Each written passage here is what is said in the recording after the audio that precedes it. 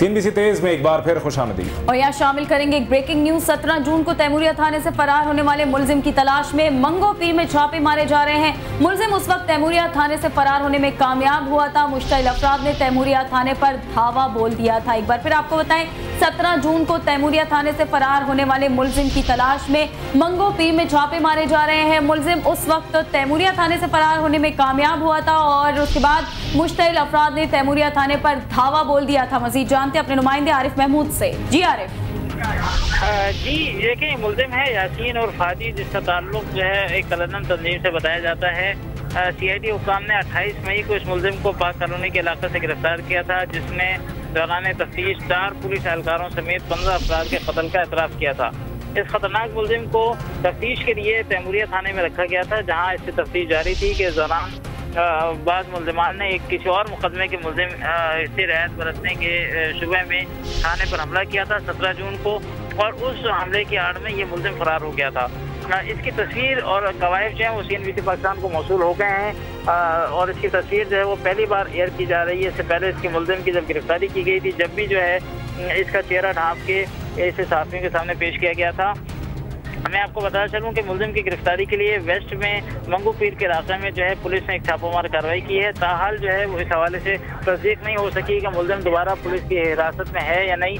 ताहम मुलजिम की तलाश जारी है और मंगू पीर में पुलिस ने एक सर्च ऑपरेशन किया है और बताया जाता है कि मुलजिम यासीन उर्फ हाजी की तलाश में ये सर्च ऑपरेशन किया गया है। जी 17 जून को तैमूरिया थाने से फरार होने वाले मुलजिम की तलाश में मंगो पीर में छापे मारे जा रहे हैं। यासीन उर्फ हाजी नामी ये मुलजिम है, जिसकी तलाश पुलिस की जानिब से जारी है और मंगो पीर के मुख्तलिफ इलाकों में इसकी गिरफ्तारी के लिए छापे मारे जा रहे हैं। अपडेट कर रहे थे हमारे नुमाइंदे आरिफ महमूद, आपका बहुत शुक्रिया। शामिल करेंगे मजीद खबरें। मुस्लिम लीग नून के कायद मियां नवाज शरीफ ने कहा है कि सदर जरदारी ने वजारत उज़्मा को खुदकुश हमला आवरों का ओहदा बना दिया है, जहां पर लाए जाने वाले वजारत उज़्मा की तैयारी कम और मरने की तैयारी ज्यादा करके आ रहे हैं। इस्लामाबाद में पार्लिमानी पार्टी के इजलास के बाद मीडिया के सवालों के जवाब देते हुए मियां नवाज शरीफ ने कहा कि इस वक्त मुल्क में हालत ये है कि मुल्क का वज़ीर आज़म अपना ओहदा छोड़ने को तो तैयार हो जाता है, लेकिन स्विस बैंकों में पड़ा हुआ करप्शन का पैसा वापस नहीं लाया जाता।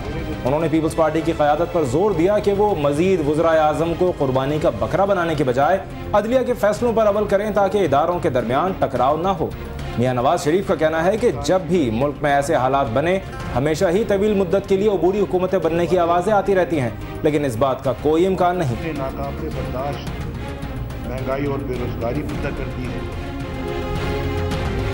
और पाकिस्तान तहरीक इंसाफ के सरबराह इमरान खान कहते हैं कि नया वजीर आजम सदर जरदारी का दूसरा नौकर होगा, वो भी खत नहीं लिखेगा। एक ताकतवर को इन्होंने सुप्रीम कोर्ट ने इंसाफ के नीचे सजा दी है। ये हमारे मुल्क को, सारे मुल्क को खुशियाँ बनानी चाहिए, क्योंकि एक नया पाकिस्तान बनने जा रहा है। अब जहाँ तक दूसरा प्राइम मिनिस्टर है, मैं समझता हूँ कि दूसरा प्राइम मिनिस्टर एक और जरदारी का नौकर आ जाएगा, आसिफ जरदारी का एक और मुलाजिम आ जाएगा। इससे कोई फ़र्क नहीं पड़ने लगा, क्योंकि उसने जरदारी का जो 600 करोड़ रुपया पड़ा हुआ है स्विट्जरलैंड में, उसने खत नहीं लिखना, क्योंकि वो जरदारी का एक और नौकर होगा। कारोबारी शख्सियत मलिक रियाज वकील की तलाश में मारे फिर रहे हैं। सुप्रीम कोर्ट ने वकील मुकर्रर करने के लिए उन्हें मजीद 1 हफ्ते की मोहलत दे दी। आइए देखते हैं ये रिपोर्ट। जस्टिस मियां शाकिरुल्लाह जान की सरबराही में 3 रुकनी बेंच ने मलिक रियाज के खिलाफ तौहीन अदालत अज खुद नोटिस केस की कार्रवाई की। मलिक रियाज ने अदालत से इस्तदा की कि उन्हें तौहीन अदालत केस में अपना दिफा करने के लिए कोई भी वकील नहीं मिल रहा। वकील की तलाश के लिए अदालत मजीद मोहलत दे। उनका कहना था कि रेमंड डेविस को भी वकील मिल गया था, लेकिन बार काउंसिल्स की करारदादों के पेश नज़र वकील नहीं मिल रहा। मलिक रियाज ने कहा कि वो अदालत का एहतराम करते हैं, इसीलिए खराबी सेहत के बावजूद अदालत में पेश हुए। उनका कहना था कि मीडिया में उनके खिलाफ बहुत कुछ बोला जा रहा है, लेकिन वो अपने दिफा में कुछ नहीं कह सकते। उन्होंने इस्तदा की कि जब तक उनके खिलाफ तौहीन अदालत केस का फैसला नहीं आता और सलान इफ्तिखार पर भी मीडिया में आने पर पाबंदी लगाई जाए। समाअत के दौरान जस्टिस शाकिरुल्लाह जान ने रिमार्क्स दिए कि मलिक रियाज ने प्रेस कॉन्फ्रेंस में अदलिया का नाम लिया और तौहीन आमेज अल्फाज इस्तेमाल किए। जस्टिस गुलजार अहमद ने मलिक रियाज से इस्तफसार किया कि बुरे से बुरे आदमी को भी वकील मिल जाता है, तो आपको वकील क्यों नहीं मिल रहा। दरख्वास्त गुजार चौधरी अशरफ गुज्जर ने अदालत को बताया कि मलिक रियाज को दिफा का हक मिलना चाहिए और बार काउंसिल्स की जानिब से जो करारदादें पास की गई हैं वो अलामती होती हैं। डिस्ट्रिक्ट बार रावलपिंडी के ओहदेदारों ने भी अदालत को बताया कि मलिक रियाज अपना कोई भी वकील कर सकते हैं। मलिक रियाज के बयान हल्फी के बाद अदालत ने 7 दिन की मोहलत देते हुए समाअत मुलतवी कर दी। रिश्वत सतानी की अदालत ने जारी कर दिए मुल्क की नामवर कारोबारी शख्सियत और उनके बेटे समेत 7 अफराद के वारंट गिरफ्तारी। नामजद तमाम मुल्जिमान पर राजी की खरीदारी में करप्शन का इल्जाम है।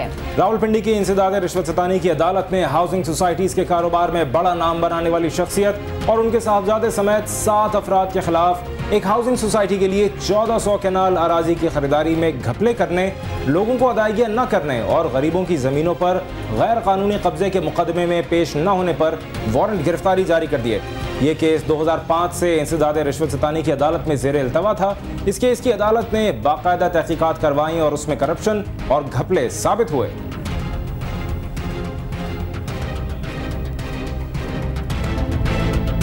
उधर अदलिया से इजहार यकजहती और chief justice of Pakistan justice Iftikhar Mohammad Chaudhry के हक में इस्लामाबाद की खवातीन बुकला ने भी रैली निकाली। इस्लामाबाद डिस्ट्रिक्ट बार काउंसिल खवातीन विंग के जेर एहतमाम निकाली जाने वाली रैली में खवातीन बुकला ने अदलिया से इजहार यकजहती करते हुए कहा कि चीफ जस्टिस इफ्तिखार मोहम्मद चौधरी ने अदलिया की तस्दीक करने वाले अनासिर के खिलाफ फैसला सुनाकर ये साबित कर दिया है कि अदलिया अपनी आज़ादी को हर सूरत बरकरार रखेगी।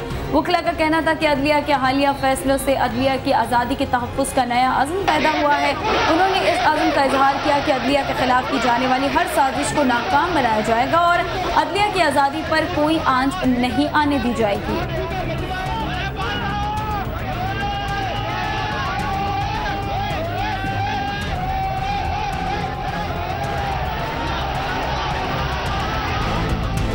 यहाँ आपको एक ब्रेकिंग न्यूज़ से आगाह करते हैं। पेशावर में हजार खानी मज़ार में धमाके की इत्तला है और ये इत्तला भी आई है कि धमाके में मुतादिद अफराद जख्मी हुए हैं। इस बारे में आपको भी अपडेट करेंगे। फिलहाल ये इत्तला तक पहुँची है कि पेशावर के हजार खानी मज़ार में धमाका हुआ है और इस धमाके में मुतादिद अफराद जख्मी हुए हैं। वाज़ेह रहे कि गुज़िश्ता चंद सालों से खैबर पख्तूनख्वा और उसके आस पास के इलाकों में ख़ास तौर से दहशतगर्दों की जानिब से बेशुमार जगहों का निशाना बनाया गया।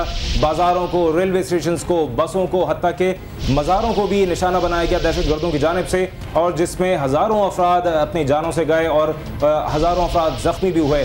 आज ऐसा ही एक और वाक़या पेश आया है पेशावर के हजार खानी बाज़ार में, जहाँ एक धमाके की इत्तला है और इस धमाके के नतीजे में मुतादिद अफराद ज़ख्मी हुए हैं। इस बारे में हम आपको मज़ीद अपडेट भी करेंगे। इस वक्त की सूरत हाल ये है कि पेशावर के हजार खानी मज़ार में धमाका हुआ है और इस धमाके में अब तक मुतादिद अफराद के ज़ख्मी होने की इत्तला है। वाज़ेह रहे कि पेशावर शहर और उसके गिरदोनवाह में ख़ास तौर से जो इलाका गैर को जो रास्ते जाते हैं वहाँ से पेशावर शहर को बारहा बेशुमार मरतबा दहशतगर्दों की जानिब से निशाना बनाया गया। कभी सिक्योरिटी फोर्सेस को निशाना बनाया जाता रहा, कभी पुलिस को और कभी सिर्फ आम अफराद को, और इस सिलसिले में न मज़ारों को, न स्कूलों को, न कॉलेजेस को, न थानों को और न बाज़ारों को बख्शा गया।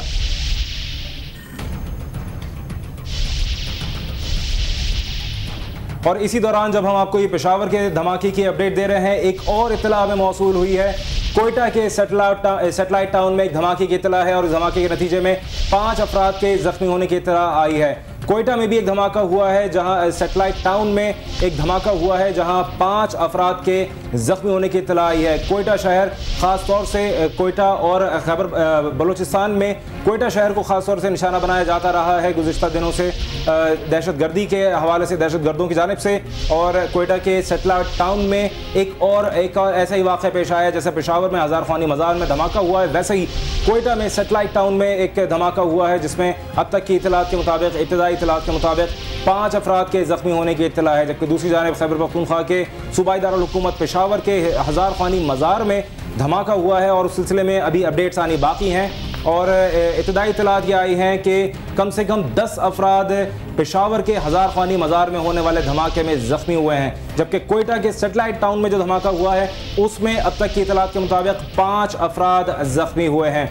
मुल्क के 2 बड़े सूबाई दारुल हुकूमतों में ये वाक़या एक साथ पेश आया है। कमोबेश चंद मिनट के वक्फे से पेशावर में, खैबर पख्तूनख्वा की सूबाई दारुल हुकूमत पेशावर के हज़ार ख़ानी मज़ार में धमाका हुआ है, जहाँ इब्तिदाई इत्तलात के मुताबिक 10 अफराद ज़ख्मी हुए हैं और हलाकतों का खदशा भी ज़ाहिर किया जा रहा है। जबकि कोयटा में, बलूचिस्तान के सूबाई दारुल हुकूमत कोयटा में सेटेलाइट टाउन में धमाका हुआ है, जहाँ 5 अफराद के इब्तदाई तौर पर ज़ख्मी होने की इत्तला सामने आई है। अभी तक ये वाज़ेह नहीं हो सका है कि धमाका किस नौइयत का था, आया ये बम का धमाका था या ये किसी सिलेंडर का या इसी तरह का कोई और धमाका था। ताहम धमाका के बारे में ये कंफर्म हुआ है कि कोयटा के सेटेलाइट टाउन में एक धमाका हुआ है, जहाँ 5 अफराद ज़ख्मी हुए हैं, और पेशावर में मज़ार ख़ानी बाज़ार में धमाका हुआ है, जिसमें इब्तिदाई इत्तलात के मुताबिक 10 अफराद ज़ख्मी हुए हैं और इमदादी कार्रवाइयाँ वहाँ जारी हैं।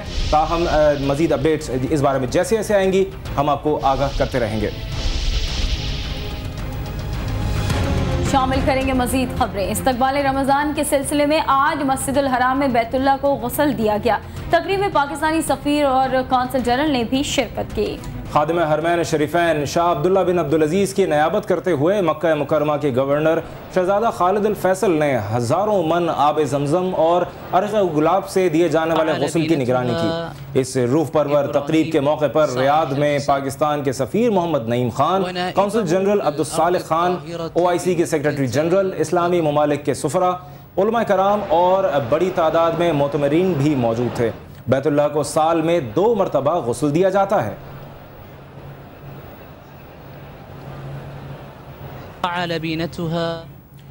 शामिल करेंगे कुछ क्रिकेट के बारे में खबरें। पाकिस्तान क्रिकेट टीम के साबिक कप्तान सलमान बट को लंदन से डिपोर्ट कर दिया गया। कल वकील के हमरा लाहौर पहुंचेंगे। स्पॉट फिक्सिंग केस में मुलविस होने पर ICC ने सलमान बट पर 10 बरस की पाबंदी लगाई थी, जबकि गुज़िश्ता बरस नवंबर में बरतानवी अदालत ने उन्हें 2 बरस 6 माह की सजा सुनाई थी। साबिक कप्तान ने बरतानिया से डिपोर्ट होने पर रजामंदी का इजहार किया था। जेल इंतजामिया के मुताबिक किसी कैदी को डिपोर्ट करना हो तो 9 माह पहले रिहा किया जा सकता है और जल्द रिहाई स्कीम से बरतानवी हुकूमत या अखराजात में बचत हो जाती है।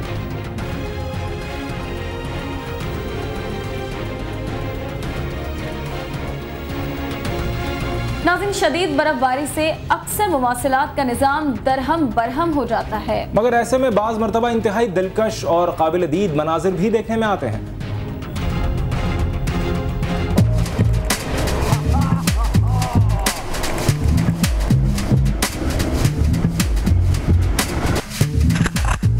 They say that love feeds on love.